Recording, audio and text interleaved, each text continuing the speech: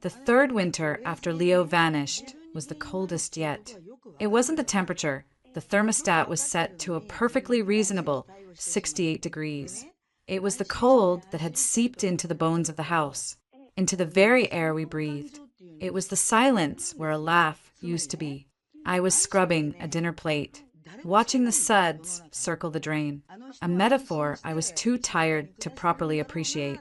Behind me, at the kitchen island, my 6-year-old son Kai was pushing a piece of broccoli around his plate with a profound intensity usually reserved for brain surgery.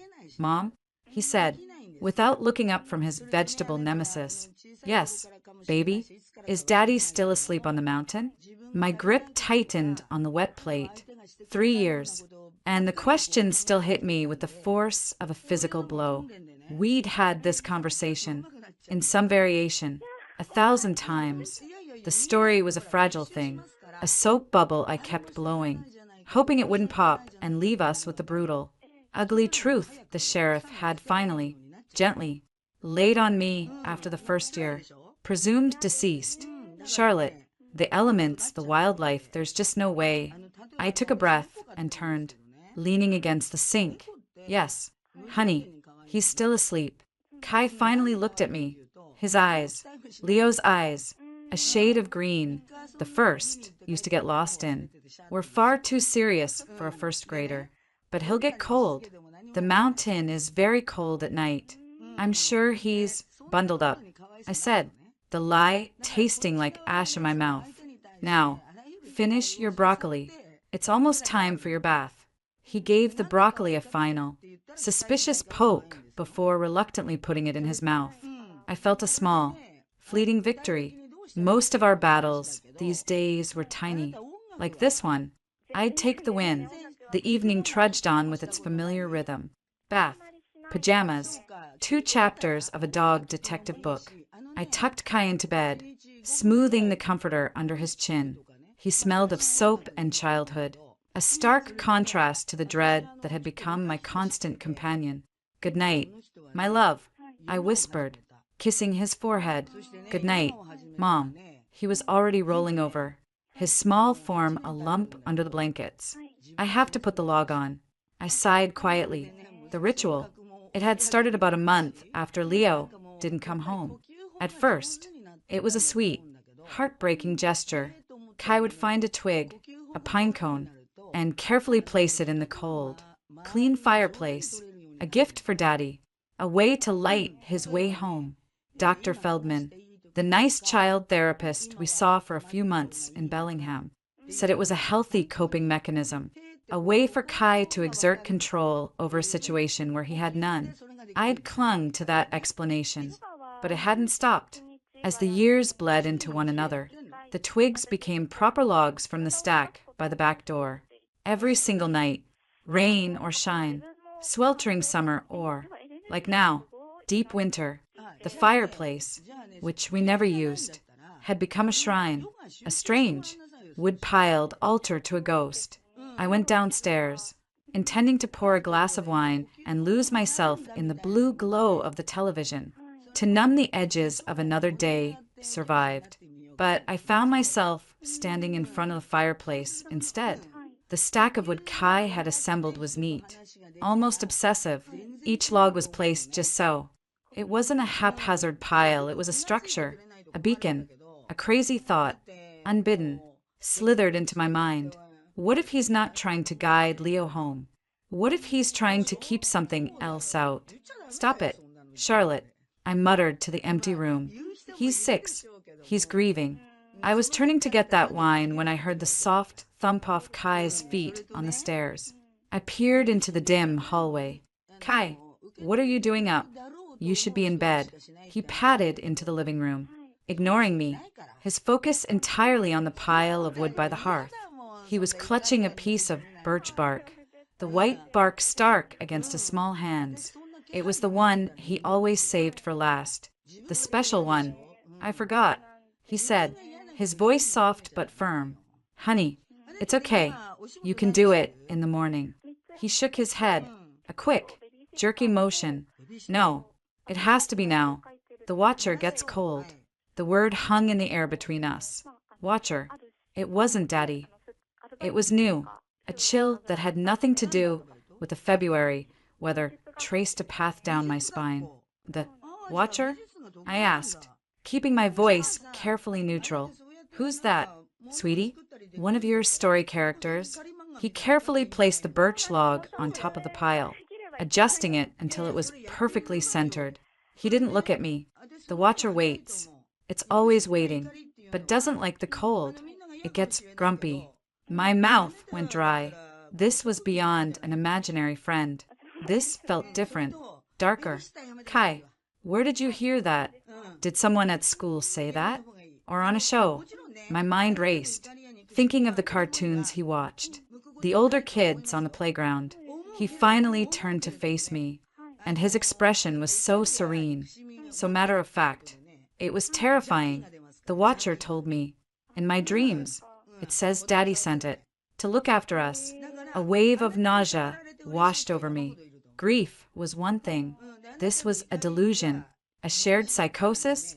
Was I failing him so completely that his mind was creating sinister guardians? Okay, I said, my voice trembling slightly. I reached for his hand. That's enough for tonight. Back to bed. No more dreams about Watchers. Okay, just dream about Buster the dog. Buster was the hero of his current book. He let me lead him upstairs, his small hand trusting in mine. I tucked him in again, this time sitting on the edge of his bed until his breathing evened out into sleep. The house was silent again, but the new silence was loud with the echo of that word. Watcher. I went back downstairs, my heart pounding a dull, anxious rhythm against my ribs. I needed to clean out that fireplace. Tomorrow, I would get rid of every last log. We'd go to the mall in Bellingham, see a movie. We'd start fresh. This had gone on long enough. I grabbed the wrought iron poker from its stand, determined to at least dismantle the pile right then, to break the strange spell it held over my son, over my house. I knelt on the hearth rug and started carefully pulling the logs out, placing them in a basket. The soot from years of disuse smudged my hands. As I lifted the birch log, Kai's special log, a brick in the back of the fireplace, one I'd never really noticed, shifted with a gritty crunch. I frowned. The mortar around it was cracked and crumbly. I set the log aside and, on impulse, wiggled the brick with the tip of the poker. It moved more freely. I got a grip on its edges with my soot-stained fingers and, with some effort, pulled it loose. Behind it was a small, dark cavity. My breath hitched. For a wild, heart-stopping second, I thought I'd find some tiny, terrible treasure, a child's drawing of a faceless man, a dead bird, something that would explain Kai's words. But it wasn't that. It was a metal tube, about the size of a cigar, dull and cool to the touch. I pulled it out. It was sealed with a waterproof cap. My hands were shaking now, a fine tremor that had nothing to do with the cold. I unscrewed the cap.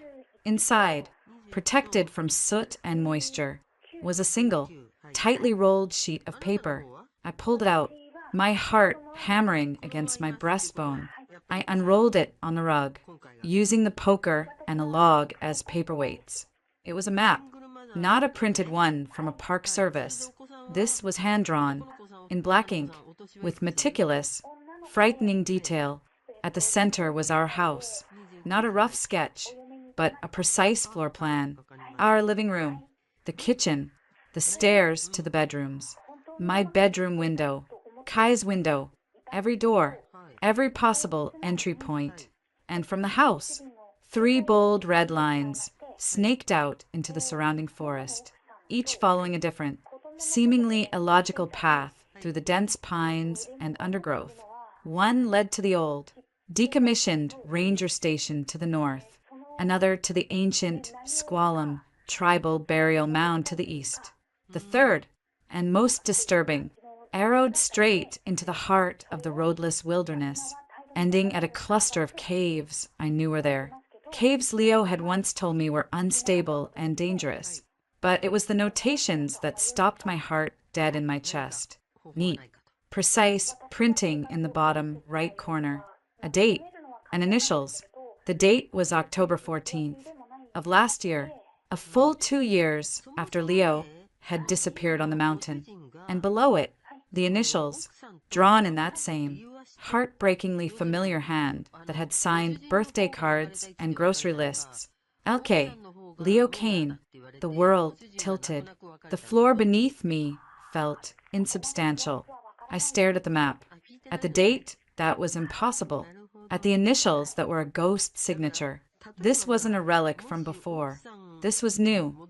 This was now. Kai's voice echoed in my head. The Watcher waits.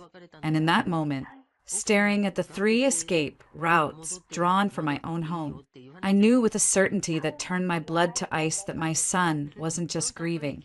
He was following instructions. And the man I loved, the father of my child, hadn't just gotten lost on a mountain 3 years ago. He had done this. He had planned this. But for whom? For us to escape? Or for something else to find its way in? The map felt like a live wire in my hands, humming with a terrible, impossible energy. I stared at the date until the numbers blurred. October 14th. Last fall, I had taken Kai to the pumpkin patch that weekend. He'd picked a lopsided gourd and named it Steve. We'd come home, drunk apple cider, and I'd tried to ignore the gaping hole where a father should have been, carving a joke instead of just a smile. And all that time, this thing had been hidden in my wall. His and, his initials. But it couldn't be. It was a cruel trick. It had to be. My first instinct was to call someone. But who? Deputy Russo? I could already hear his patient, condescending tone. Now, Charlotte, we've been over this. The mind plays tricks when you're grieving. Are you sure you're remembering the date right? Maybe Leo drew that before he went missing. You just found it. Now he'd pat my shoulder and tell me to get some rest. I couldn't stand it. I carefully re-rolled the map and slid it back into the metal tube. My eyes darted to the window over the sink. The forest pressed in against the glass. A dark wall of pine and shadow. Those 3 red lines were out there. Right now. One of them led to the old ranger station. I'd been there once. Years ago. On a picnic with Leo. It was a solid 4-mile hike from here. A place to start. I had to know. The next morning, I moved on autopilot, making Kai's oatmeal, packing his lunch for school. My hands were steady, but my mind was racing 1,000 miles an hour. Mom, you're quiet, Kai said, swinging his legs under the kitchen table. Just tired. Buddy, I forced a smile. Did you sleep okay? Any more dreams? He shook his head, his mouth full of cereal. Nope. The Watcher was warm last night. He's happy when he's warm. The spoon I was holding clattered against the bowl. I turned away quickly, pretending to look for something in the fridge. My heart was a frantic bird beating against my ribs. He's happy when he's warm. The words echoed the map's terrifying implication. Was my son a part of this? An unwitting accomplice to some scheme of his father's? After I dropped Kai off at Pinecliff Elementary, I didn't go home. I drove to the end of our street, to Eleanor Vance's tidy little cottage. Eleanor was in her 70s, a widow who had lived in this town her whole life. She was my closest neighbor, if you could call a half-mile distance close. She was sharp, with eyes that missed nothing, and she'd been a kind, if not overly familiar, presence since Leo vanished. She answered the door after the second ring, wiping her hands on a floral apron. Charlotte, this is a surprise. Everything all right? Is it Kai? No, he's fine, I said, my voice too bright. I have an errand to run in Bellingham, a doctor's appointment that ran long. I was wondering if you could possibly pick Kai up from the bus stop this afternoon, just until I get back. It might be closer to 5. I held my breath. It was a flimsy lie. My beat-up SUV was parked right behind me, clearly not just back from the city. Eleanor's eyes narrowed just a fraction, but she nodded. Of course, dear, not a problem. He can have some cookies with me. You take your time. There was a weight to her last sentence, a permission, as if she knew my errand had nothing to do with Bellingham. Thank you, Eleanor. I owe you one. We look out for each other out here, she said simply, but her gaze lingered on my face, and I had the distinct feeling she was looking at more than just my tired eyes. An hour later, I was standing at the edge of the woods behind our property, the metal tube a heavy weight in my jacket pocket. I had changed into Leo's old hiking boots. They were a size too big, and the emptiness inside them was a fresh agony with every step. In my backpack, I had a bottle of water, a flashlight, and a can of pepper spray I'd bought after he disappeared. It felt pathetic, a trinket against the sheer scale of my fear. The mouth of the trail, his trail, the first red line on the map, yawned open in front of me. The air grew cold and still under the canopy of fir and cedar. The cheerful chirping of birds from the yard faded, replaced by a dense, watchful silence. I unfolded the map, my hands trembling. Just follow the line that I whispered to myself, a mantra against the rising panic. The path was faint, overgrown, not well-traveled, but it was there. Leo had always had an uncanny sense of direction. He could find paths where none existed. I walked for what felt like an hour, my senses on high alert. Every snap of a twig made me jump. Every rustle in the underbrush sent my heart into my throat. The forest felt different than it had on those happy hikes with Leo. It felt aware, and then I heard it, not an animal sound. It was lower, a vibration more than a noise, a whisper, but not a single whisper. A chorus of them, layered over each other, coming from the trees themselves. It was like the wind, but the air was dead still. I stopped dead, my blood running cold. It sounded like my name, Charlotte, and then another, lower tone. Leo, who's there? I called out, my voice shrill and small, swallowed by the trees. The whispering stopped. The silence that followed was even worse. I stood there, frozen, for a full minute, straining to hear. Nothing. I forced my legs to move, stumbling forward along the path, my breath coming in ragged gasps. It was my imagination. Grief. Stress. It had to be. I almost missed it. The trail took a sharp, illogical turn around a massive, moss-covered boulder. And there it was, the old ranger station. It was more dilapidated than I remembered. The wood was gray and splintering, and the roof sagged in the middle. One of the windows was boarded up. The place had an air of abandonment that felt absolute. I approached slowly, the pepper spray now clutched in my hand. The door was slightly ajar, hanging on one hinge. I pushed it open, the creak echoing loudly in the clearing. The inside was one room, dim and smelling of damp earth and rot. A dusty, broken chair lay on its side, and in the far corner, a sight that made my stomach lurch.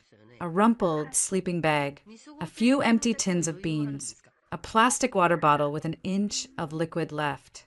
Someone had been here. Recently, my eyes adjusted to the gloom, and then I saw it. On the wall opposite the door, drawn in what looked like charcoal or soot, was another map.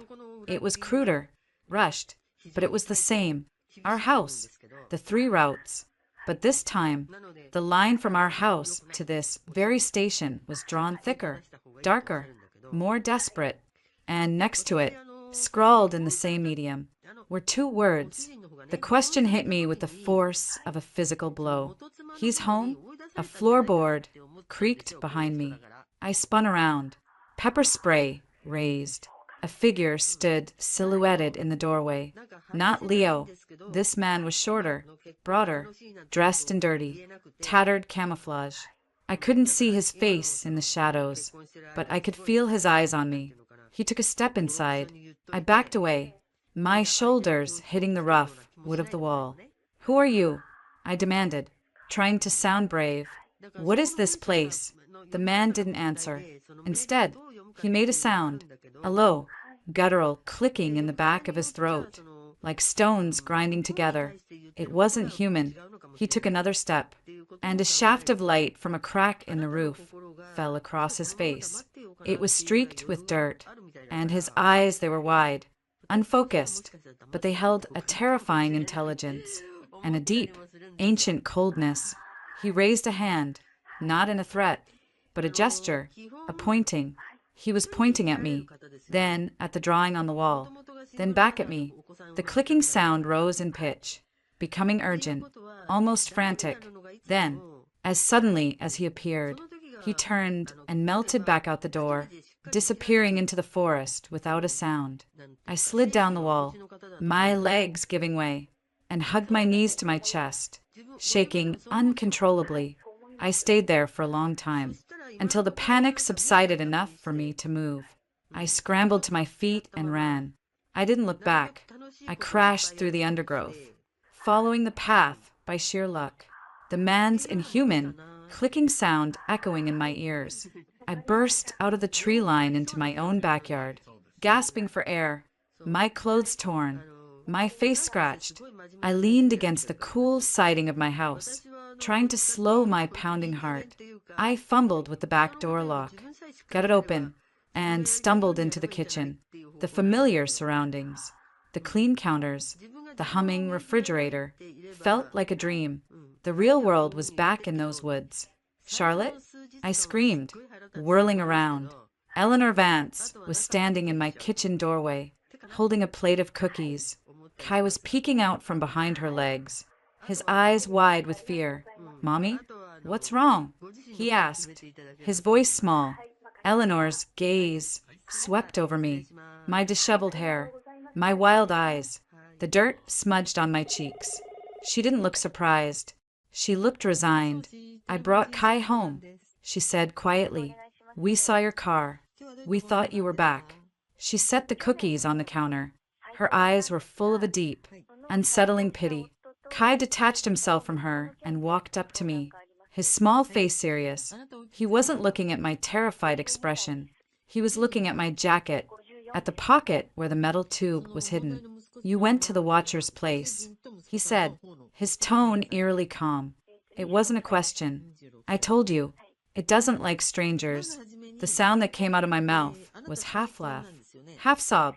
It was a raw, jagged thing. I went for a walk. I fell. It was stupid. I couldn't look at Eleanor. I focused on Kai, pulling him into a hug that was too tight. He felt small and solid, the only real thing in a world that was tilting on its axis. "You're shaking, Mommy," he mumbled into my jacket. "I'm just cold, baby, just cold." Eleanor didn't move. She stood there, a silent, judging statue in my kitchen. "A walk can be clarifying," she said, her voice neutral.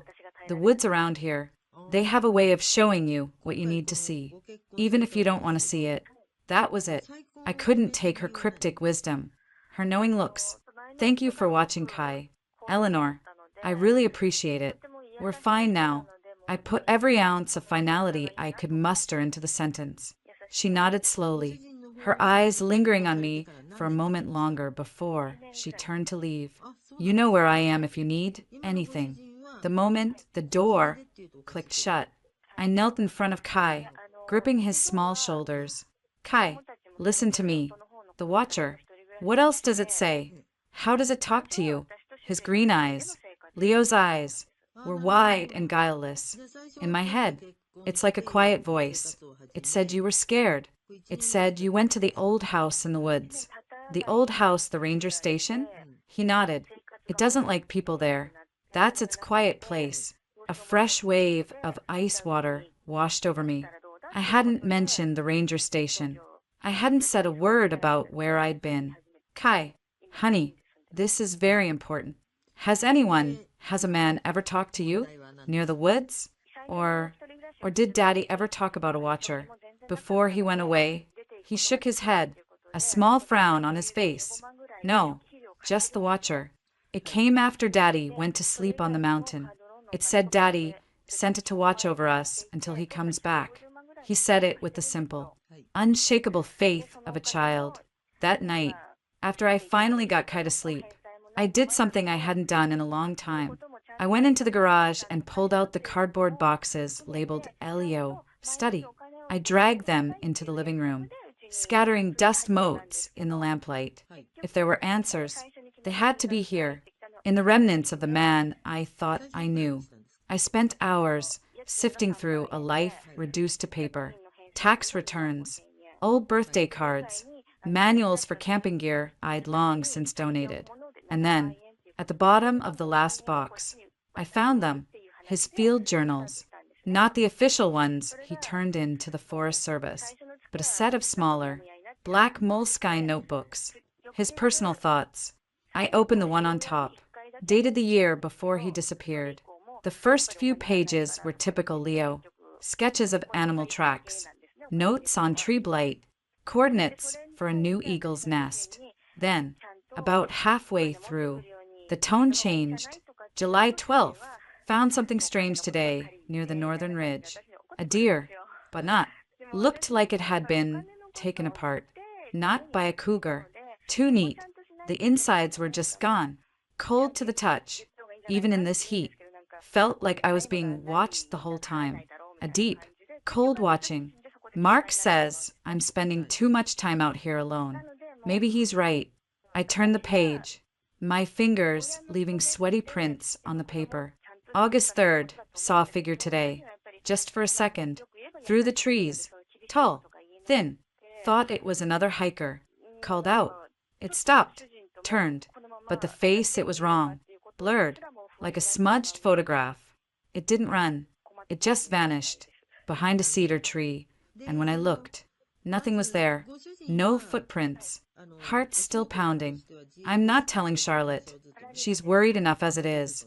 The entries became more frantic, more paranoid. September 18th. It's not a bear. It's not an animal. It mimics. Heard my name called. In Charlotte's voice. But she's in Seattle with Kai today. It's learning. It's hungry. It feels cold. A deep, ancient cold. It hates warmth. Fire is a comfort. It stays away from the fire. I threw the journal down, my whole body trembling. It hates warmth. Kai's words. The watcher gets cold. This wasn't a coincidence. This was a nightmare my husband had been living in before he died. And he'd kept it from me. Driven by a new, rising terror, I started fortifying the house. It wasn't rational. It was pure, primal instinct. I found a box of small brass bells in the Christmas decorations. With a ball of red yarn, I fashioned a crude alarm system, tying bells to the handles of the front and back doors, and to the latch of every first-floor window. If anything tried to get in, I'd hear it. Kai watched me from the stairs, his knees drawn up to his chin. What are you doing, Mommy? Just a game. Sweetie, a jingle bell game. He didn't look convinced. He came down and sat at the kitchen table with a pad of paper and his crayons. He started to draw. He was always drawing, but now I watched him with a new, sick fascination. I finished with the bells and went to make dinner. My nerves stretched so tight, I jumped at the hum of the microwave. When I came back to set the table, I glanced at his drawing. I dropped the plates. The ceramic shattered on the hardwood floor, but I barely registered the sound. The drawing was of our house. A tall, black, stick-like figure stood beside it. It had no face, just two large, circular eyes colored in with a furious, waxy scribble of orange and red, the exact color of the embers in our fireplace. Kai, I whispered, my voice hoarse. Who is that? He didn't look up from his coloring. The watcher. Is it a man? Like Daddy? He considered this, carefully selecting a black crayon to fill in the body. Sometimes it looks like a man, but it's not. It's cold. It wants to be warm. It wants to come inside. He pointed his crayon at the front door he'd drawn. It's lonely. That night, I barely slept. Every creak of the old house, every sigh of the wind, was the thing from the woods, testing my bells. I lay rigid in my bed, Leo's journal entries burning in my mind. It mimics. I must have drifted off just before dawn. because the sound that woke me was real. A heavy, deliberate thud from downstairs. Not the random pop of the house settling. This was the sound of a footstep. My blood ran cold. The bells. Why hadn't the bells rung? I slid out of bed, my heart hammering against my ribs. I grabbed the only thing I could think of, the heavy, cast-iron poker from the fireplace in our bedroom. It felt alien and clumsy in my hand. I crept onto the landing, peering down into the dark well of the living room. A shape was moving down there, a man's shape, standing with its back to me, in front of the cold, log-filled hearth. The world stopped. It was him. The height, the breadth of his shoulders, the way he held his head. It was Leo. A sob caught in my throat. Leo. The name was a prayer, a plea, torn from the deepest part of me. The figure went very still. Then, slowly, it began to turn. Hope, fierce and blinding, flooded through me. He was alive. He'd come home. Everything. The map. The journal. The watcher. It was all a terrible misunderstanding. He turned fully, his face coming into the weak moonlight, filtering through the window. And I saw it. It was Leo's face, but it was wrong, like a wax sculpture that had been left too close to a heat source. The features were softened, blurred, as if they were on the verge of melting away. The skin had a pale, waxy sheen, and the eyes, they were just dark, empty pits. It opened its mouth. The sound that came out was a horrible, distorted parody of Leo's voice, a dry rasp that scraped against my eardrums. Char latte. I stumbled back, a scream trapped in my constricted throat. The thing that was not my husband took a step toward the stairs. It moved with a stiff, unnatural gait. Then it smiled, a slow, stretching of the mouth that showed no teeth, only a black emptiness. It was a smile of pure, predatory hunger. I turned and ran, not downstairs, away from it, but back into my bedroom. I slammed the door and fumbled with the cheap, flimsy lock. Knowing it was useless, I pressed my back against the wood. The poker raised. Listening, I heard it then. Not footsteps on the stairs, but a different sound. A soft, sliding sound, followed by the faint, musical jingle of one of my bells. It wasn't coming from the stairs. It was coming from the hallway, right outside my door. The thing had somehow gotten upstairs without using the stairs. The bells on the doors and windows hadn't made a sound because it hadn't used them. A soft knock rattled the door against my back. It was a gentle, almost polite tap, tap, tap. Then, Kai's small, sleepy voice from the other side of the door. Mommy, is Daddy home? I heard him. I squeezed my eyes shut, tears of pure terror finally streaming down my face. I couldn't answer. I could only listen to the sound of my son, standing in the dark hallway, talking to the thing that was pretending to be his father. I don't know how long I stayed pressed against that door, the cold sweat drying on my skin, the iron poker feeling heavier and more useless with every passing second. The knocking had stopped. Kai's voice had faded, replaced by the sound of his bedroom door softly closing. The house was silent again. But it was a different kind of silence now, thick, predatory, and watchful. Had it gone into his room? The thought was a lightning bolt of pure, maternal terror that jolted me into action. I couldn't stay locked in here. I wrenched the door open, the poker held high, ready to swing at the blurred face horror. The hallway was empty. I rushed to Kai's door and threw it open. He was in his bed, curled under his comforter, breathing the deep, even breaths of sleep. He was alone. I stumbled to his bedside, my legs giving way, and collapsed into the chair beside it. I reached out a trembling hand and touched his warm cheek. He was real. He was safe, for now. But the thing had been here. It had spoken to him. It had used my son's voice, or its own twisted version of it, to lure me out. It mimics. I spent the rest of the night in that chair, watching Kai sleep, the poker across my lap, with the first gray light of dawn filtering through the window. The sheer, primal terror began to recede. replaced by a cold, sharp clarity. This was not grief. This was not a hallucination. Something was in my house. Something that had been here for a long time. And Leo had known about it. I needed answers that didn't involve a patient deputy sheriff or a skeptical therapist. I needed to talk to someone who knew these woods, who knew the old stories. I needed Eleanor Vance. As soon as it was a decent hour, I called the one person I could trust with Kai, Sarah Jenkins, a mom from his school who lived a solid 10 minutes away. In the newer development on the other side of town, I invented another doctor's appointment, my voice shaking with a convincing blend of pain and exhaustion. She agreed immediately, her voice full of sympathy. I felt a pang of guilt for the lie, but it was a necessary sin. I drove Kai to Sarah's, my knuckles white on the steering wheel, my eyes constantly flicking to the rearview mirror, half expecting to see that tall, blurred figure loping behind the car. I kissed Kai goodbye, a hard, desperate kiss that made him squirm. Be good for Mrs. Jenkins. I'll be back soon. Okay, Mommy. He looked up at me, his head tilted. The watcher is quiet this morning. It's thinking. I felt the blood drain from my face.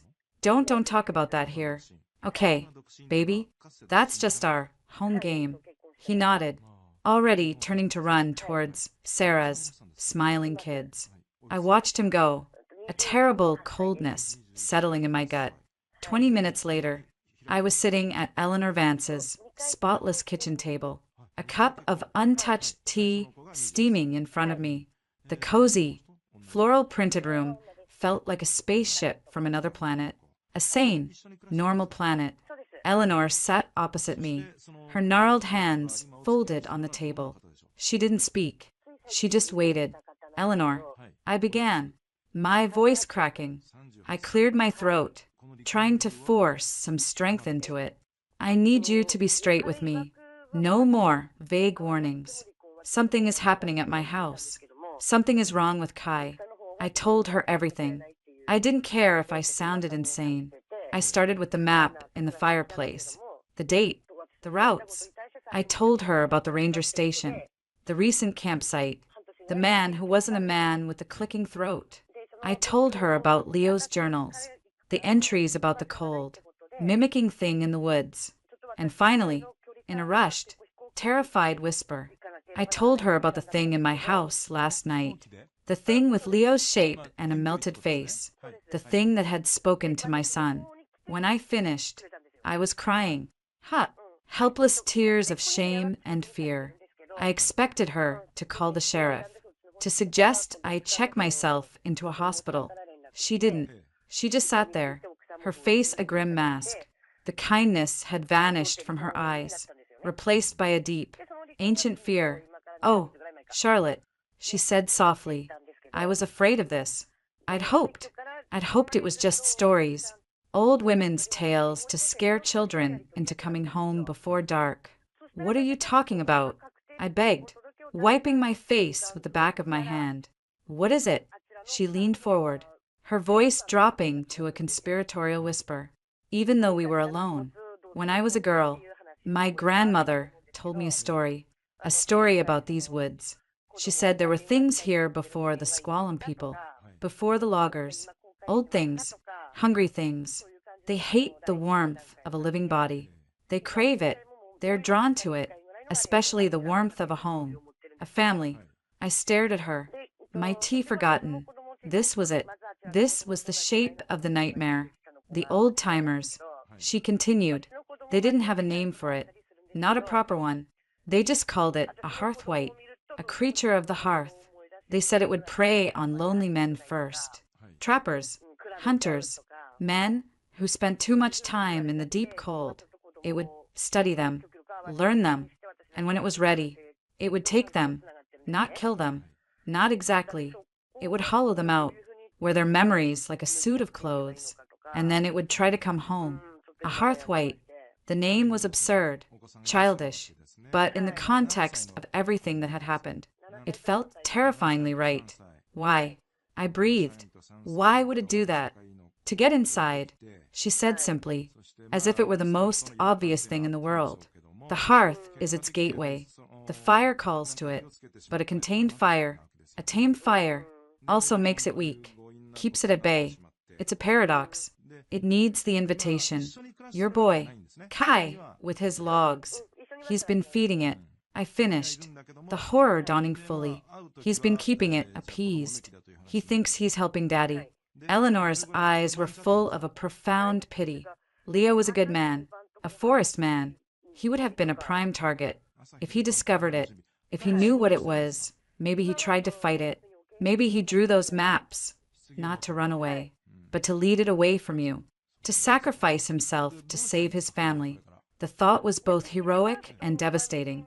Leo, my brave Leo, fighting a monster from a fairy tale in the dark of the woods, and losing. But it's been 3 years. I argued, a last, desperate grasp at rationality. If it took him, why wait so long? It's not a man. Charlotte, it's old. 3 years is nothing. It was waiting for the right time, for the grief to settle, for the boy to grow just enough to be a perfect bridge. It's patient, and it's almost ready. She reached across the table and grabbed my wrist. Her grip was surprisingly strong. Her fingers like cold iron. It can mimic a man, but it can't get the eyes right. The eyes are always wrong, and it can't stand true. Wildfire. A hearth fire is controlled. It's a beacon, but a cleansing fire, that's its bane. I pulled my hand back. Standing up, so quickly my chair scraped loudly against the linoleum floor. My mind was reeling. A hearth white. It was insane, but it explained everything. The cold, the mimicking, the obsession with the fireplace, the maps. It wrapped the insanity in a terrible, twisted logic. I have to go, I said, my voice trembling. I have to get Kai. Eleanor nodded, standing as well. Be careful, child. It knows you're afraid. That makes you interesting. I drove away from her house like a bat out of hell. The quaint, wooded lanes of Pinecliff now seemed like a gauntlet of shadows. Every tree, trunk, looked like a standing figure. Every flicker of light was a pair of burning, ember-like eyes. I pulled into Sarah Jenkins' driveway, my heart still pounding. I ran to the door, barely waiting for her to answer before I pushed my way inside. Kai, we have to go. Now, Kai was in the living room, playing with Legos. He looked up, surprised. Sarah gave me a concerned look. Is everything okay? Charlotte, you look like you've seen a ghost. Migraine. I lied, grabbing Kai's jacket. A really bad one. I just need to get him home. Thank you so much. Sarah, I all but dragged Kai to the car, buckling him in with fumbling fingers. As we pulled onto the road, Kai looked at me from his car seat. He was quiet for a moment. Then he said, "You talked to Mrs. Vance."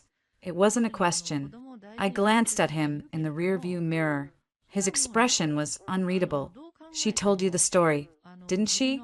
he said, his voice small. "About the thing that's cold, the thing that wants to be warm." My blood ran cold. "Kai, how do you know that?" He looked out the window at the passing trees. "The watcher doesn't like her. It says she talks too much." He turned his gaze back to me, and for a split second, his eyes didn't look like the eyes of my 6-year-old son. They looked ancient, and cold, and knowing. "It says it's almost time to come in from the cold."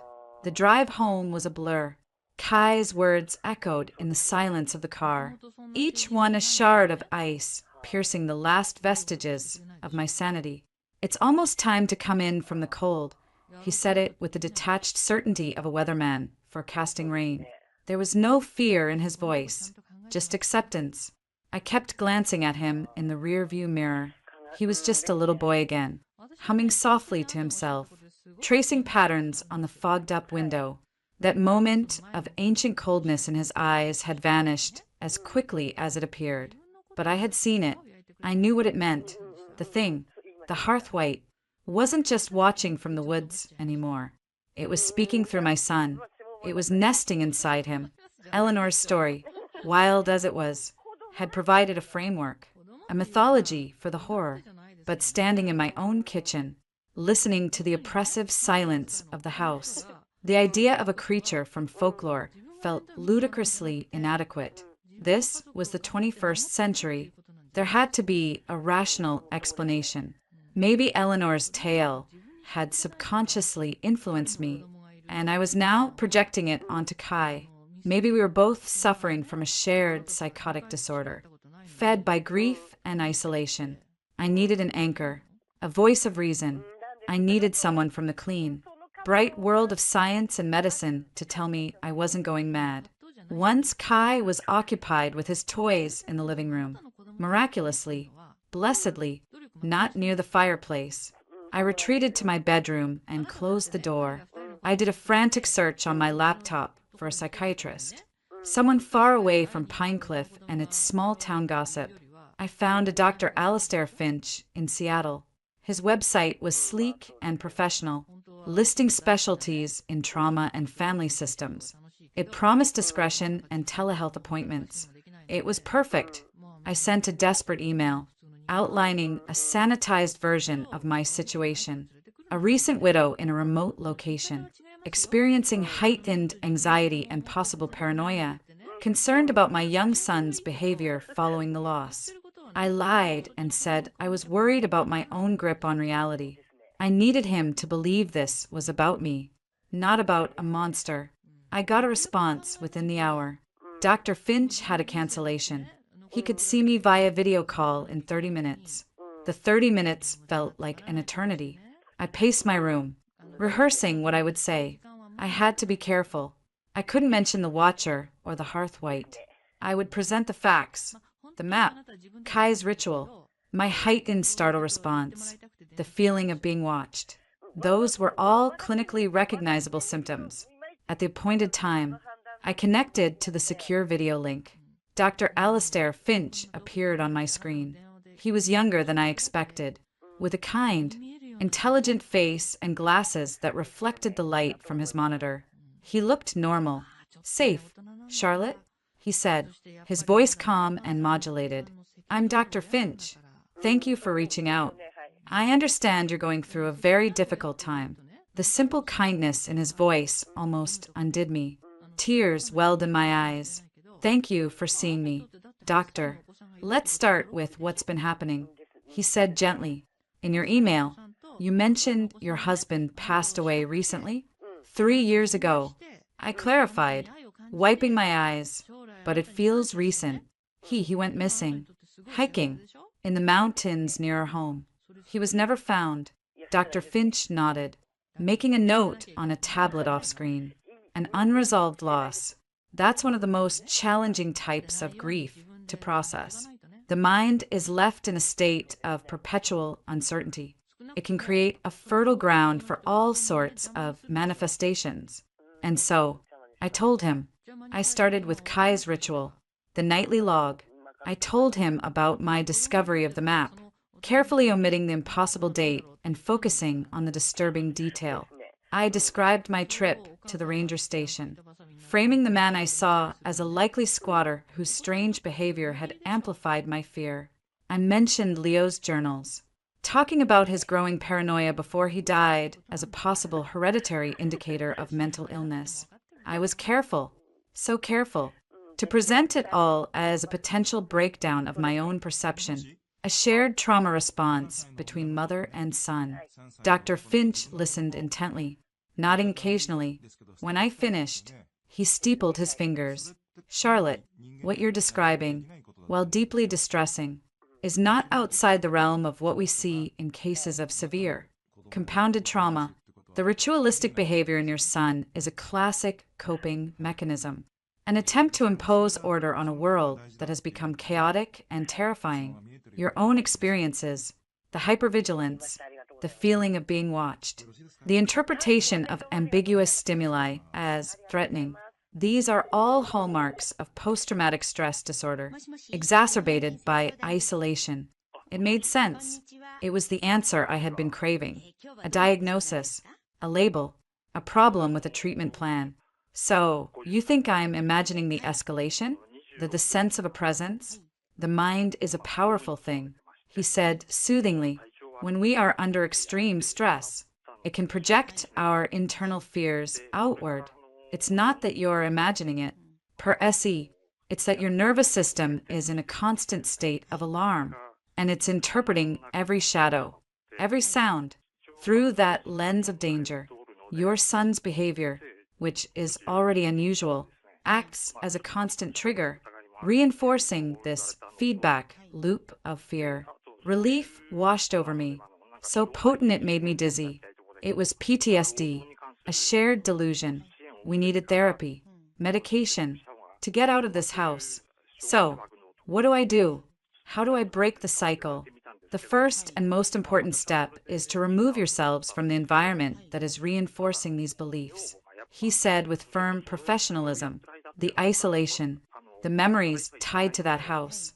They're toxic for you right now. I strongly recommend you and Kai come to Seattle. I can refer you to an excellent child therapist, and we can begin intensive treatment for you. Being in a bright, busy urban environment, surrounded by people, can act as a powerful reality check. It was exactly what I needed to hear. A way out. A sane, rational way out. Thank you, doctor. That sounds like a plan. I'll start making arrangements. I stopped. Dr. Finch had frozen. His kind, professional expression had vanished, replaced by a look of stark, unvarnished shock. His eyes, which had been focused on me, were now locked just to the left of my image on his screen, on the space behind me. Charlotte, he said, his voice low and utterly changed. It had lost its calming modulation. It was tight with alarm. Are you alone in the house right now? The relief I'd felt evaporated instantly, replaced by a cold so profound it felt like my organs were shutting down. I knew what he was seeing before I even turned. Why? I whispered, my throat constricting. What do you see? On the video feed, he said, his words clipped and rapid. Behind you, in the doorway of your room, there's a figure. I couldn't breathe. I forced myself to turn my head, my neck moving and stiff. Robotic increments. The doorway to my bedroom was empty. I spun back to the screen. There's nothing there. It's just the hall. Dr. Finch was leaning closer to his camera, his face pale. It's there. Charlotte. It's standing right there. It's tall. Very tall. And its face, my God. Its face is. He trailed off, a hand going to his mouth.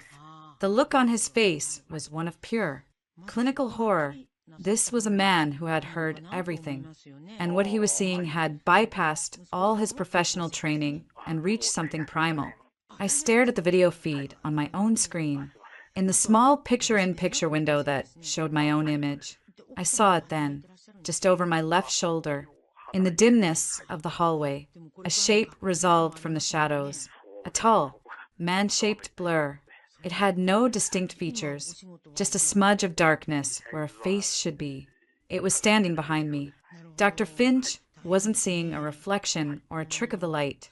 He was seeing it through my laptop's camera, a thing that was in my house, right now, but that I could not see with my own eyes.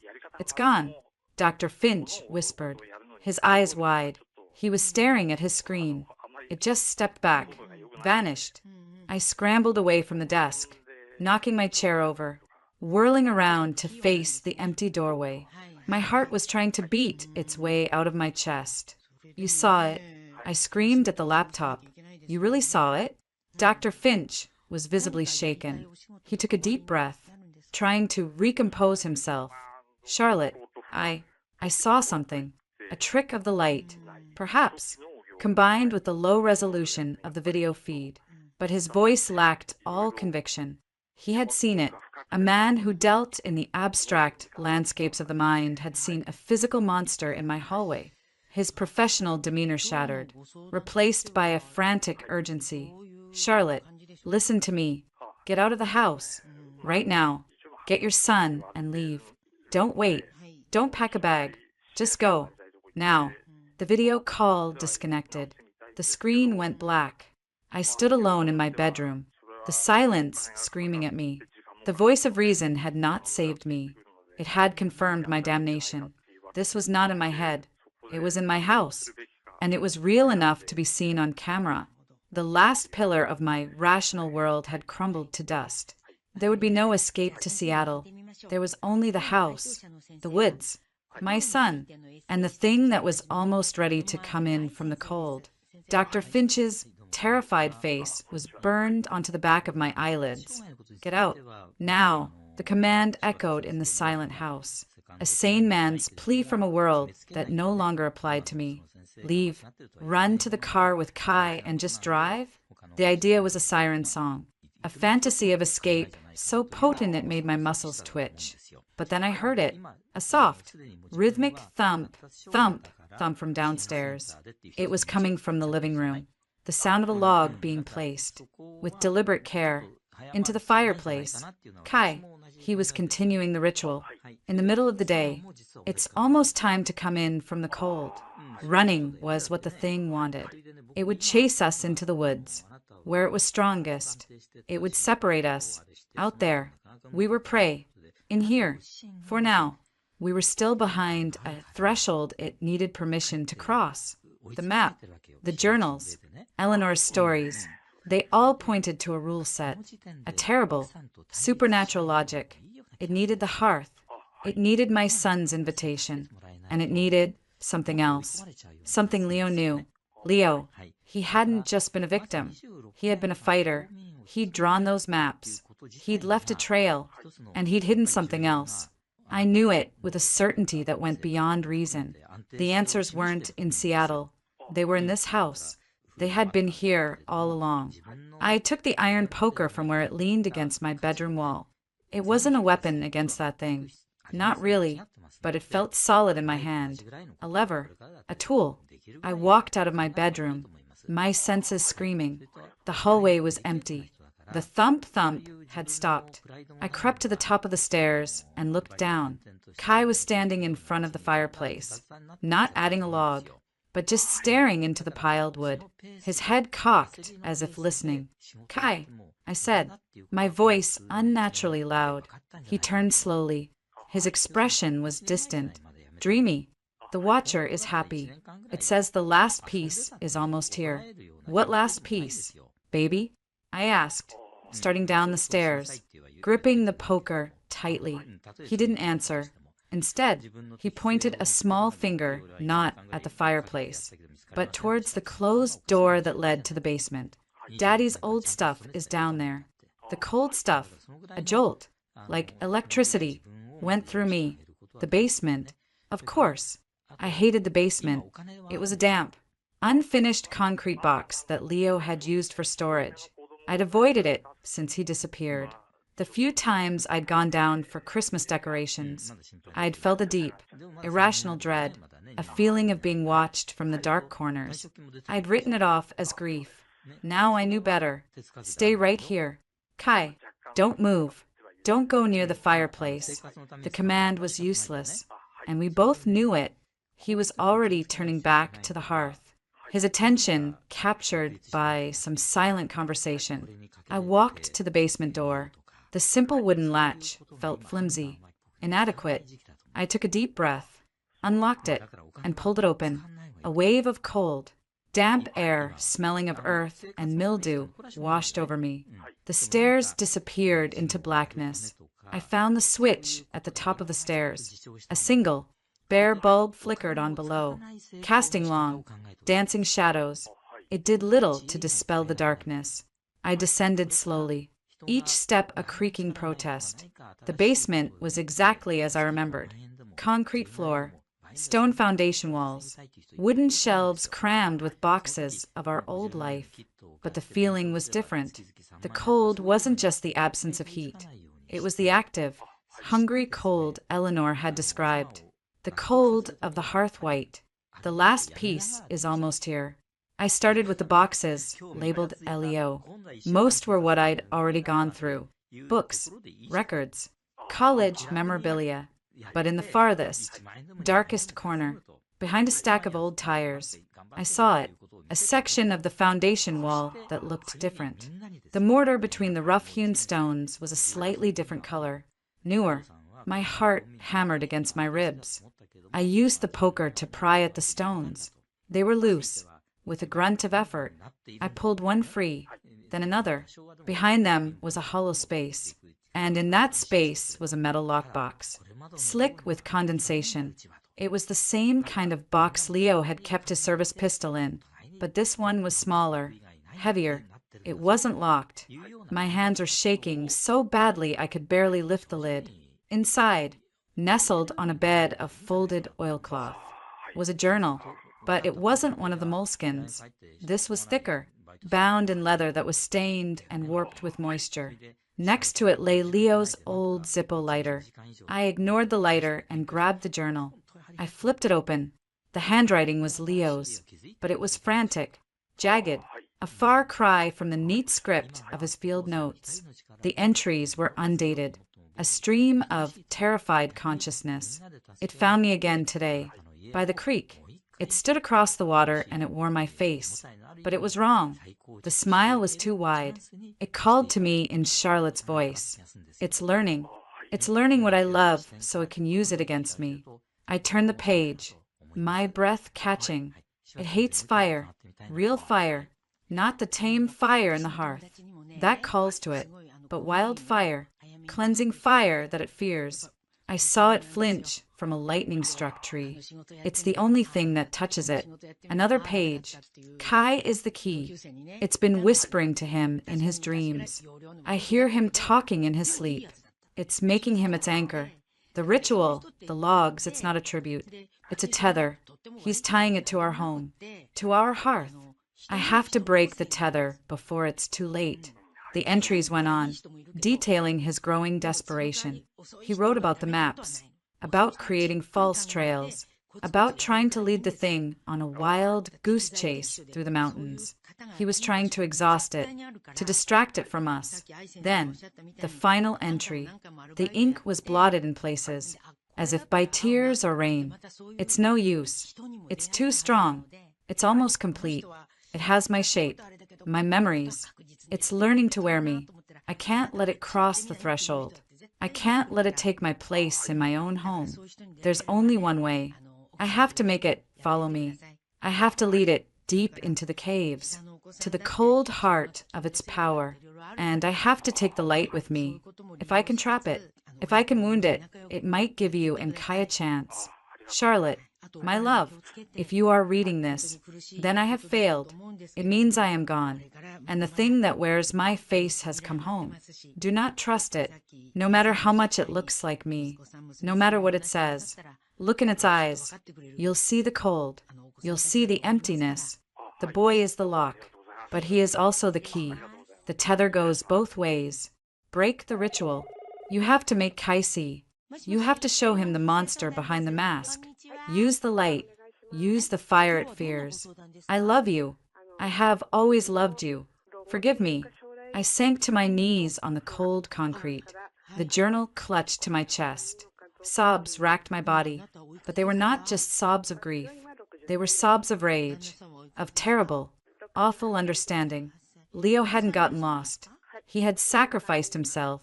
He had walked into the mountains to die, to lead a monster away from his family. And he had failed. The last piece the Watcher was waiting for wasn't a thing. It was me, my surrender, my acceptance. It needed me to finally believe it was Leo, to let it in, to complete the horrible replacement. A sound from upstairs shattered the silence. Not a footstep. It was the heavy, solid thud off the basement door, slamming shut. I scrambled to my feet, the journal and the lighter tucked under my arm, the poker back in my hand. I lunged for the stairs and threw my weight against the door. It didn't budge. Something was holding it shut. From the other side, I heard a soft, scratching sound. Then, Kai's voice, but flat and dead, devoid of all emotion. Mommy? The voice called. The Watcher says it's time to come out. It's cold down there. I beat against the door with the poker. Kai, open the door. Kai, listen to me. That's not Daddy. It's lying to you. There was a moment of silence. Then, a different voice answered. It was a perfect imitation of Leo's, warm and loving and familiar, but it came out twisted, layered with that same guttural, clicking undertone I'd heard in the woods. Charlotte, honey, it crooned through the door. It's me. I'm home. Let me in. It's so cold out here. I stared at the unyielding wood. Leo's final words burning in my mind. Look in its eyes. It wasn't outside. It was in my house. And I had my son, the thing on the other side of the door, kept whispering. Its voice a sickening perversion of Leo's. It whispered about our first date, about the time we got caught in the rain on the Olympic Peninsula, about the way I looked the day Kai was born. It used our most intimate memories as a weapon, trying to pick the lock on my sanity. I stopped pounding on the door. It was useless. I was trapped.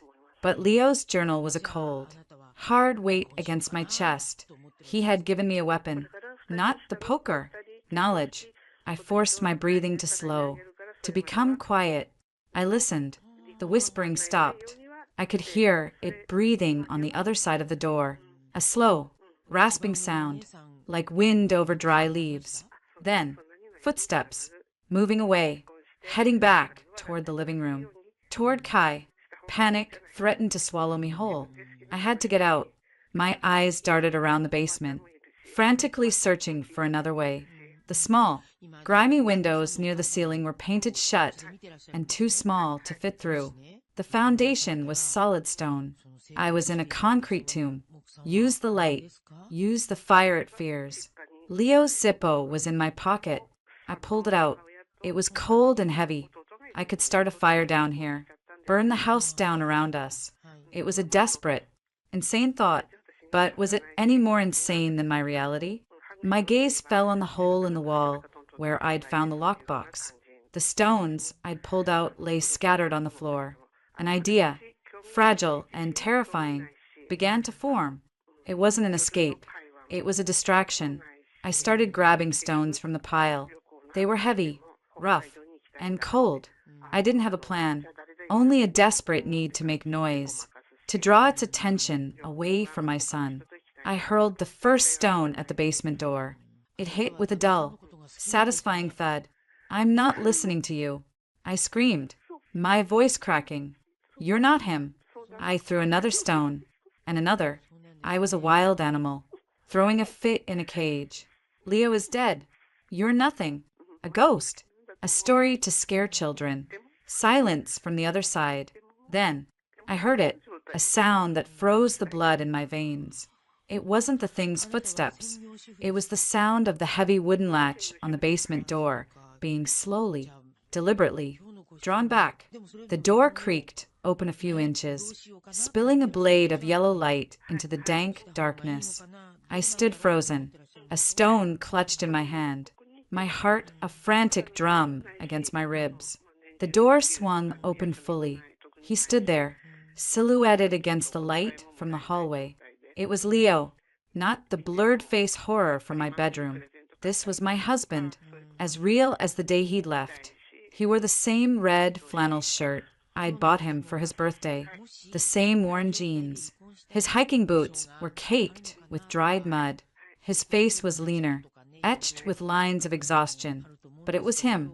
His hair was a little longer, curling over his collar the way I'd always loved. He looked tired and sad and so heartbreakingly real. He took a hesitant step into the basement, his hands raised in a gesture of peace. His eyes, those beautiful green eyes, found mine, and they were full of such profound sorrow and love that the stones slipped from my numb fingers and clattered to the floor. Charlotte, he said, and his voice was perfect. It was the voice that had whispered, I love you in my ear 1,000 times. It was ragged with emotion. Oh, God, Charlotte, it's really you. I took an involuntary step back, my shoulder hitting the cold stone wall. The journal in my hand felt like a betrayal. This was Leo, my Leo. He'd survived. He'd come home. Everything else, the map, the journals, Eleanor's stories, it was all a nightmare born of grief. This was the awakening. Leo, the name was a sob, torn from the deepest, most broken part of me. I wanted to run to him, to throw my arms around him, to bury my face in his flannel shirt and breathe him in. He saw my hesitation, and a flicker of pain crossed his face. I know, he whispered, his voice thick. I know how this must look. I don't have much time. It's still out there. The thing that chased me. The thing that looks like me. I let it away, but it's clever. It might have followed me back. He took another step forward, his eyes pleading. We have to get Kai and go. Right now. Before it finds us here. It was everything I wanted to hear. The perfect explanation. The heroic survivor, returning to save his family. My body swayed toward him, every cell screaming to believe, to accept this miracle. But then I remembered the last words in the journal, scrawled in a desperate hand. Look in its eyes, my eyes, blurred with tears, locked with his. I looked past the sorrow, past the love, past the perfect, beautiful facade. I looked deep into the green, past the iris, into the void of the pupil, and I saw it. It wasn't a reflection. It wasn't a trick of the light. Deep within the eyes of the man I loved, behind the masterful imitation, was a coldness, an ancient, bottomless cold. It was the absolute zero of deep space, the stillness of a grave 1,000 years old. It was a hunger so vast and patient it made my own soul feel like a mayfly. The love was a mask. The sorrow was a performance. The eyes were windows into a void that wanted only to consume. The hope that had blossomed in my chest withered and died, replaced by a terror so absolute it was almost peaceful. You're not Leo, I whispered. The words had no force, but they hung in the damp air between us like a verdict. The face of the thing wearing my husband's skin didn't twist into a monster. The loving expression didn't vanish. It simply stalled. The emotion drained from its eyes, leaving only that terrible, ancient coldness staring out from a familiar face. The illusion was more haunting than any monster because the package was so perfect. Charlotte, it said, and Leo's voice was now a flat, dead thing. Don't be difficult. It's time to come upstairs. Kai is waiting. He misses his father. It took another step toward me, its hand outstretched. It was a loving gesture, a husband beckoning to his wife. But the eyes were no longer human. Stay back, I screamed, raising the poker. The journal and the lighter felt like my only anchors to reality. It kept coming, its pace unhurried, confident. This is my home, my son, my wife. You cannot keep me out. The boy has already let me in. It was almost upon me. I could smell the pine and cold air on its clothes. A perfect copy of Leo's scent. I was cornered. I had nowhere to go. Then, a small voice from the top of the stairs. Daddy? We both froze. Kai was standing there, peering down into the basement. His small face, a mixture of hope and confusion. He was holding the special piece of birch wood he used for his ritual. The thing that was not Leo turned its head, and the mask of loving fatherhood snapped back into place so perfectly it made me nauseous. Kai, son, it said, its voice warm again. I'm home. I told you I'd come back. Kai took a hesitant step down. You're not cold anymore. No son, the thing said, smiling Leo's smile. I'm warm now, thanks to you. In that moment, as it focused on Kai, I saw my chance. Leo's words screamed in my head. The boy is the key. You have to make Kai see.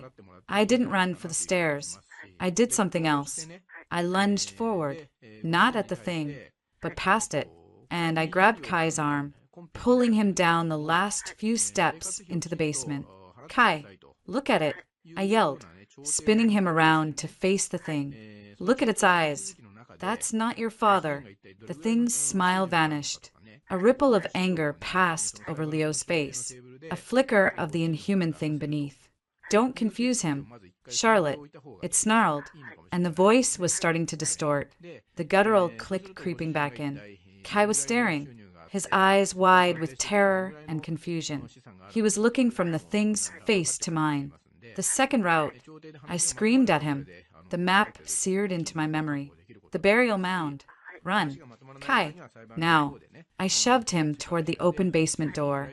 At the same time, I swung the iron poker with all my strength, not at the thing, but at the single, bare light bulb hanging from the ceiling. The bulb shattered with a loud pop and a shower of glass, plunging the basement into near total darkness. In the blackness, I heard a roar. It wasn't Leo's voice. It wasn't any voice I had ever heard. A sound of pure, primal fury that seemed to shake the very foundations of the house. Run. I screamed again into the darkness, and I heard Kai's frantic footsteps scrambling up the stairs.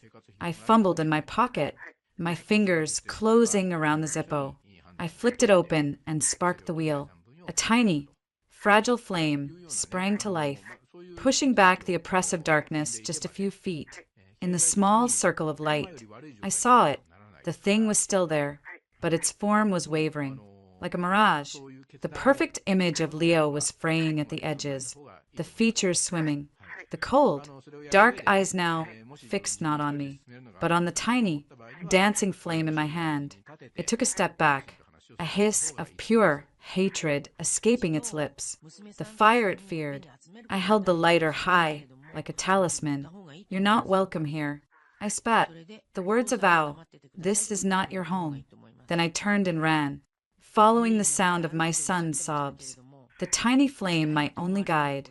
The enraged howl of the thing that wore my husband's face echoing in the darkness behind me. I burst out of the basement into the kitchen, the Zippo's flame guttering in my frantic wake. Kai was a sobbing heap by the back door, fumbling uselessly at the deadbolt with small, terrified hands. "Mommy!" he wailed as I skidded to his side. I didn't have time for comfort. I shoved the lighter into his hand. "Hold this. Don't let it go out." My own hands, slick with sweat, worked the lock.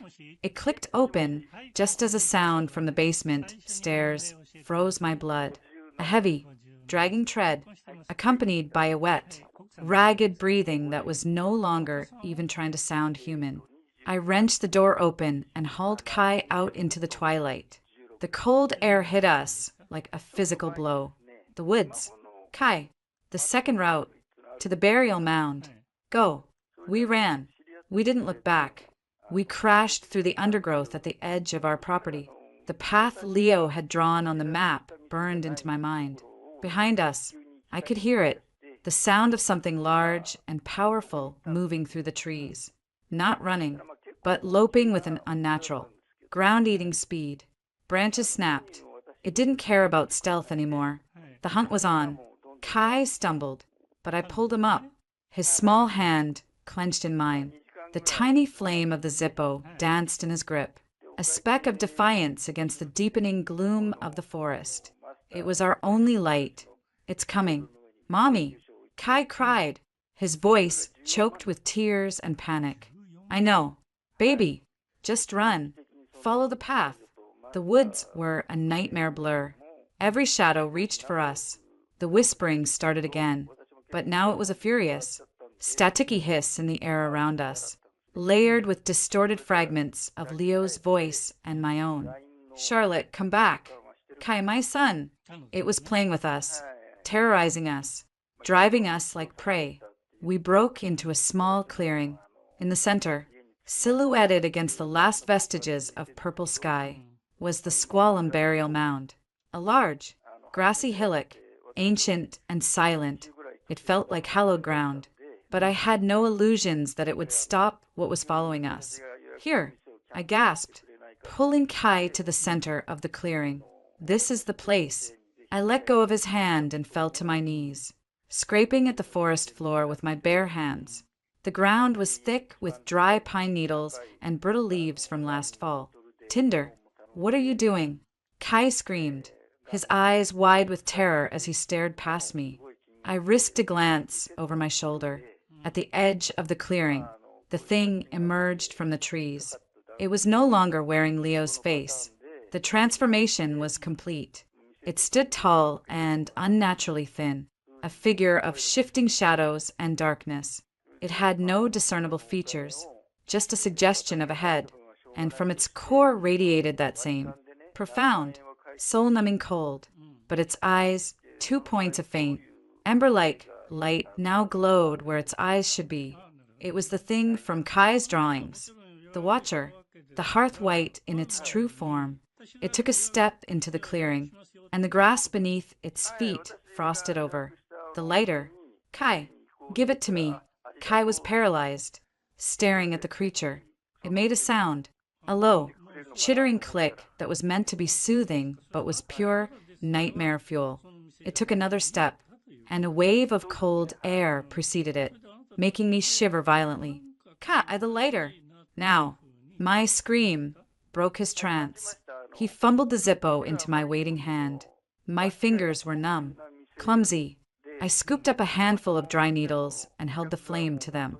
For a heart-stopping second, nothing happened. Then, a wisp of smoke, a tiny orange spark, and suddenly, a handful of fire bloomed in my palm. I dropped it to the ground and fed it more needles. Then twigs. The fire, small and fragile, began to spread in a tiny circle around us. The Watcher stopped, the ember eyes fixed on the flames. It didn't roar. It let out a hiss of pure, undiluted hatred, a sound that seemed to suck the warmth from the very air. It hated the fire, but it wasn't afraid. Not yet. It's not enough. Mommy! Kai cried, clutching my leg. It's not scared. Leo's words echoed in my head. A cleansing fire. That's its bane. This little ring of flame was a campfire. Not a cleansing. It was a barrier, but a fragile one. The Watcher began to circle us, just outside the ring of light, its form flowing like black oil. It was looking for a weakness. It's not the fire it fears. Kai, I said, my voice suddenly calm with a terrible clarity. It's the truth. It's the memory of your real father. I looked at my son, his face streaked with dirt and tears, illuminated by the flickering flames. The thing that had pretended to be his father was right there, showing its true, monstrous face. That thing, I said, pointing a shaking finger at the circling darkness, is what took Daddy away. It lied to you. It used you. It's not your friend. It's a monster. And Daddy tried to fight it. For us. Kai looked from me to the creature, his small body trembling.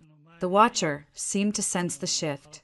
It stopped its circling and took a step toward the fire, its ember eyes fixed on Kai. It raised a long, shadowy limb. It wasn't a hand. It was a blade of darkness. And then, something shifted in its form. The shadows coalesced, softened. For a brief, heartbreaking moment, it was Leo again.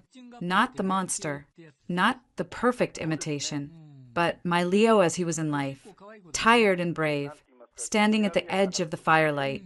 His eyes met mine, and in them, I saw a flash of the man I loved, a flicker of agonized recognition, a desperate, final goodbye. Kai, the Leo form whispered, its voice strained, as if fighting to be heard from a great distance. Son, look at me. It was a trick, the lowest, cruelest trick. It was using the last vestige of Leo's stolen memory to break us. But the effect on Kai was instantaneous. He saw his father. He saw the plea in his eyes. And he understood. Daddy, he whispered, taking a small, involuntary step forward. No, Kai, don't. I grabbed for him. But it was too late. The Leo form smiled, a tender, loving smile, and stretched its hand across the flames, beckoning. And in that moment, Kai didn't see a monster. He saw his father, trapped, asking for help. The conditioning of 3 years, the nightly ritual, the whispered promises, it all culminated in this one terrible instant of choice. I have to help him. Kai cried, and before I could stop him, he kicked a section of the burning circle, scattering the embers, creating a gap. He took a step through the breach. Time seemed to slow. The Leo form's loving smile twisted into a mask of triumph, the features beginning to blur back into the shadowy horror. Its arm, now a blade of darkness again, shot out to grab him. Leo, I screamed, not to the monster, but to the man I knew was still trapped inside. Help US. As the Watcher's claw descended toward Kai, the most incredible thing happened. The Leo form's face solidified one last time. The love in his eyes wasn't a trick. It was real. It was a final, desperate act of will, with a roar that was entirely human, entirely Leo. The figure didn't grab Kai. Instead, it turned. It turned and lunged, not at us, but back into the heart of the tiny fire at our feet. There was no explosion, just a silent, brilliant flash of white-hot light that erupted from the center of the clearing. It was the light from Leo's Zippo, the light he had promised to take into the darkness, magnified 1,000 times. The Watcher, the Hearthwight, was caught full in the blast. It didn't scream. It came apart. The shadows that formed its body unraveled like thread. The ember eyes winking out. A wave of unbearable, cold, swept over us, followed by a rush of warmth as the fire, fueled by this strange energy, blazed high into the night sky, a true, cleansing pillar of flame. Then, as suddenly as it began, it was over. The fire died down to a normal, crackling campfire. The clearing was silent. The oppressive weight was gone. The whispering had stopped. The Watcher was gone. And so was Leo. Kai stood trembling by the fire, staring at the spot where the apparition had vanished. He wasn't crying anymore. He just looked empty. I went to him and gathered him in my arms. He didn't resist. He buried his face in my shoulder. He saved us. I whispered into his hair, my own tears finally coming. Hot and endless. Your daddy. He saved us. He was in there all along. Kai didn't say anything. He just held on to me as if he were drowning. We stayed like that until the first rays of dawn touched the top of the burial mound. The fire had burned down to ashes. I stood up, my body aching in every muscle, and took my son's hand. Let's go home, baby. The walk back was quiet. The woods were just woods again. The house, when we reached it, stood silent and dark. We went inside. I didn't look at the fireplace. I took Kai upstairs, ran him a warm bath, and put him to bed. He was asleep before his head hit the pillow. I went back downstairs. I took the metal tube containing the map and I threw it into the cold, ash-filled hearth.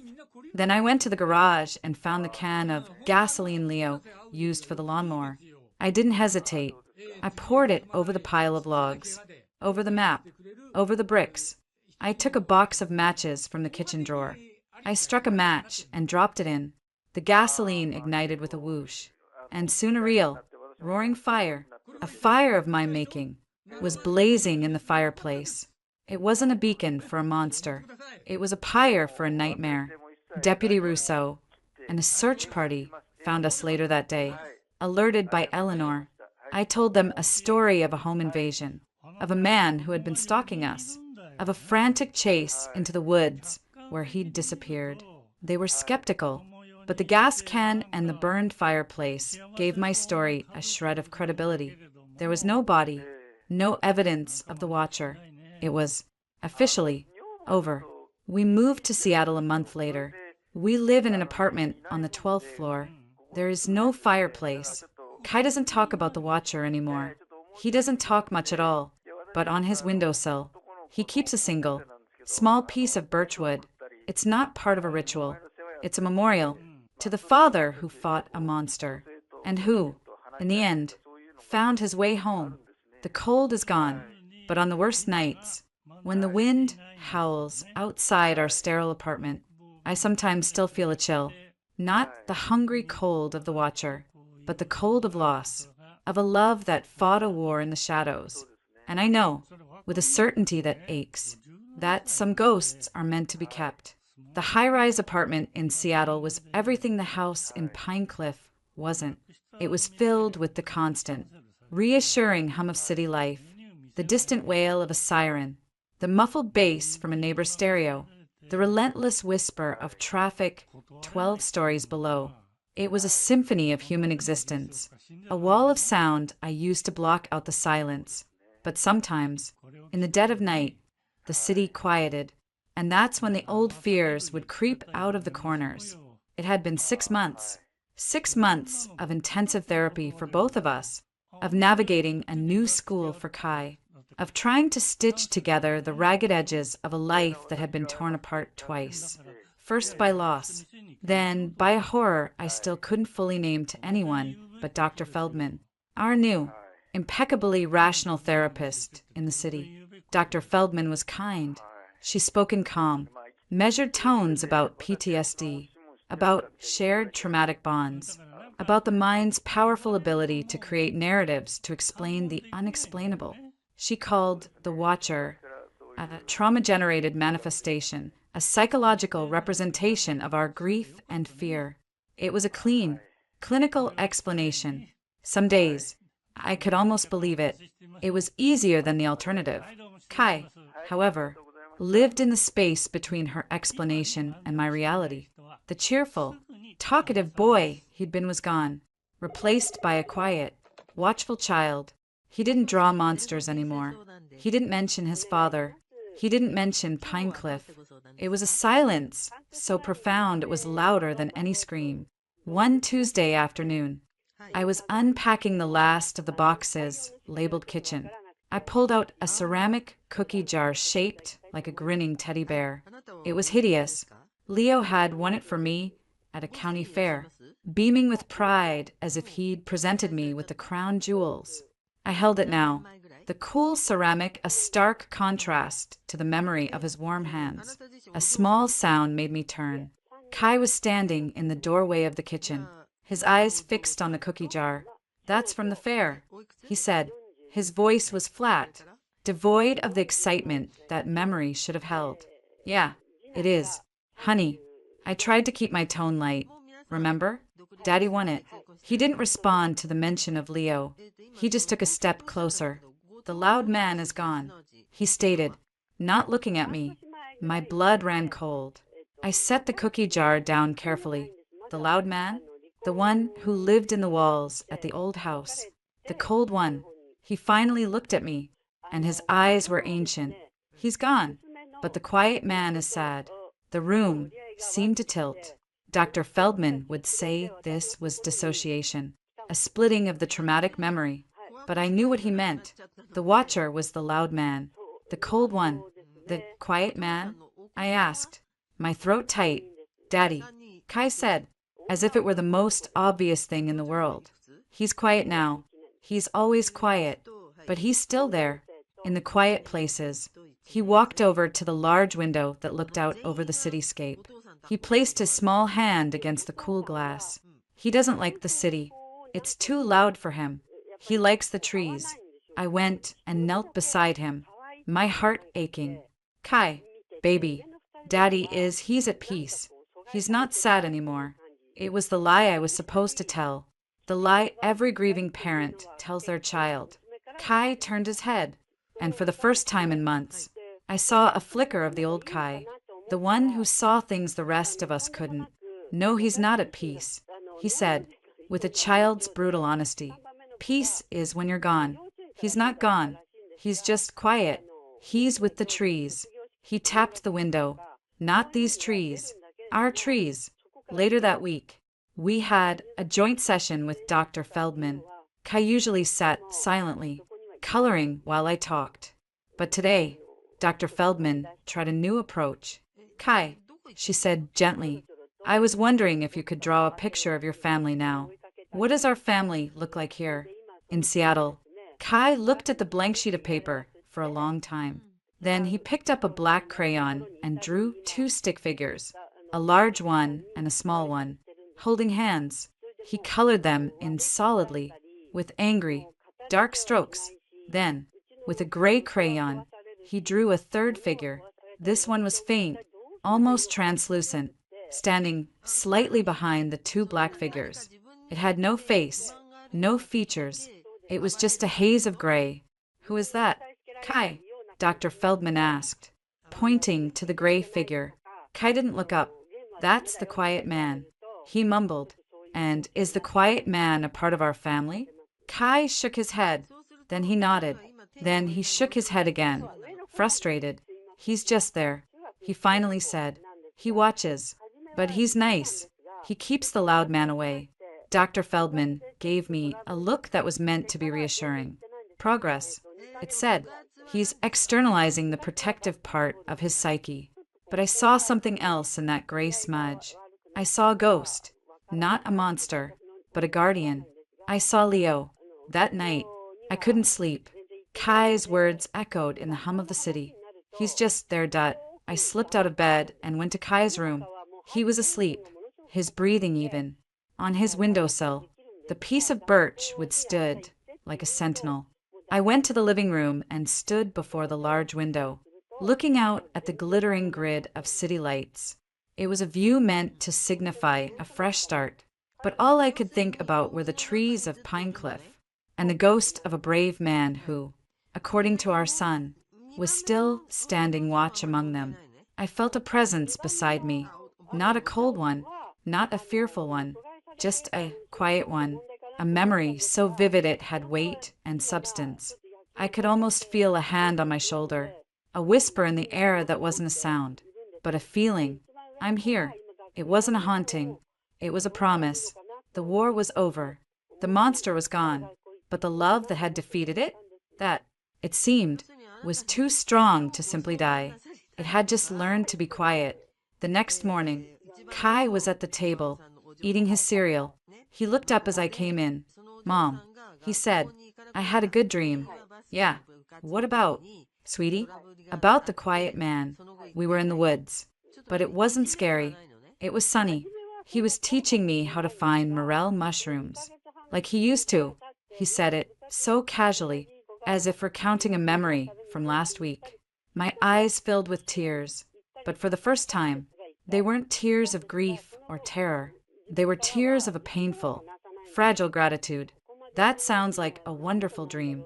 "Kai," he nodded, a tiny, almost imperceptible smile touching his lips. "Yeah," he said. It was. The horror was behind us, but the story wasn't over. It had simply changed its tune. The loud, screaming terror had been replaced by a quiet, enduring love, a love that had followed us out of the darkness and into the noisy, bright, complicated world of the living. And for the first time, I thought that might just be enough.